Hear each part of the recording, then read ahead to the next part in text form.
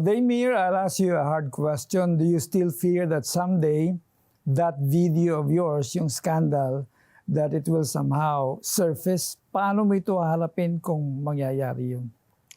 Ngayon po, natutunan ko na po na ready na ako sa harapin yung scandal na yun if ever mangyari, kumalat ulit siya. Pero yung with knowledge po, siguro ayoko na siya makita pa ng ibang tao, ng mga bata. Yes. So, i-report ko po agad yan sa cybercrime. Right. Ayan po. For the protection of Opo. the kids, no? Opo. Damien, did your dad ever know na may videong gano'n na pwede palang kumalat? Hindi niya po nalaman yun until nung namatay siya. So, ang nakaalam na una talaga yung mother ko. Anong reaction ng mami mo? Magulat po siya. Tapos doon po siya parang first time na nagigipit sa akin. Naging protective si mami. After 30 years. Oo, parang sa tagal nun, parang bigla na lang siya nangangamusta. Saan ka na ba? Ba't huwag kang papagabi? Ha? Parang sabi ko nga, masyado nang late. Natanda na ako para siya. Ayun po. Masyado late na para Opo. mapaghigpitan. Opo. Alam mo, talagang blessed ka kasi after all that has happened to you, parang walang baka sa mukha mo yung mga pinagdaanan mo. Parang Salamat sa innocent Lord. looking ka pa rin. Salamat po sa Lord. Praise God. And paano nakatulong ang mga kapatid mo, by the way, sa'yo, nung mga oras na takot ka sa pwedeng mangyari pa? Hindi sila clear na nangyari sa akin yun. Pero yung mga times na lalo na yung nandun pa ako sa poder nila, hindi sila aware doon, pero lalo na yung time na may binubuli ako, nandun sila sa school, pupunta talaga. I think elementary yata ako noon. So yung mga ganun ba, mga kamusta, yung simpleng kwentuhan, yung simpleng kamustahan lang, sobrang saya ko po nun. Na you felt na mahal ka din ng mga kapatid mo. Opo, lalo na yung nawala yung tatay ko. Ayun, salamat sa Lord doon. Ayun yung start na naging close ko po sila. Doon na parang nagkaroon na solidify yung relationship Opo. ninyo. And ito, no, how did this crisis, speaking of your relationship with your siblings, itong napagdaanan mo, how did this crisis in your life solidify naman your relationship with your siblings?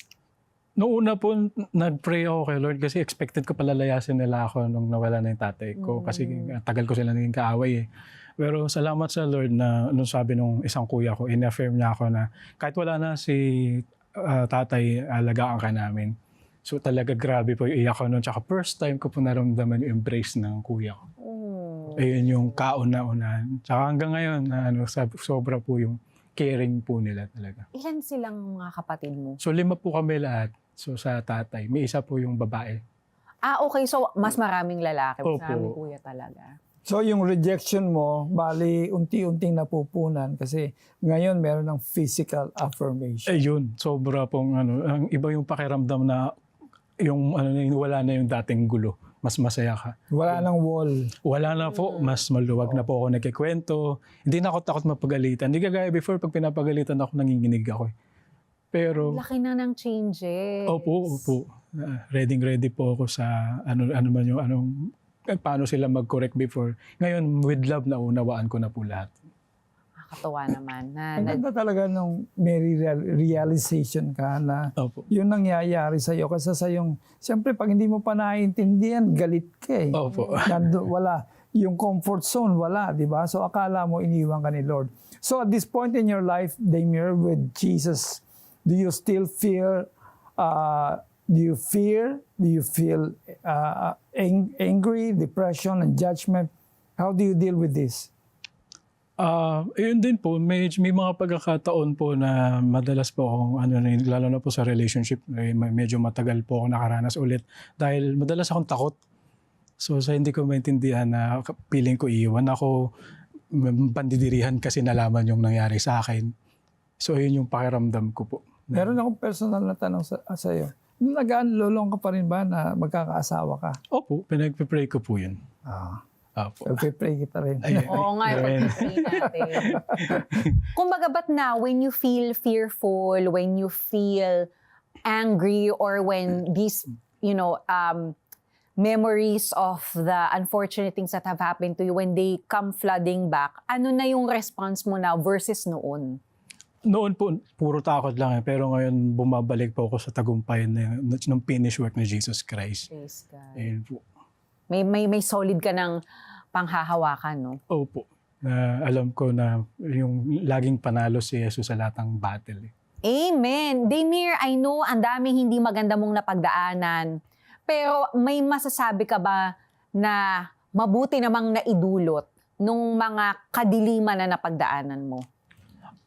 Isa po sa pinakamaganda nung nangyari yun, naging klaro po yung purpose ko sa buhay.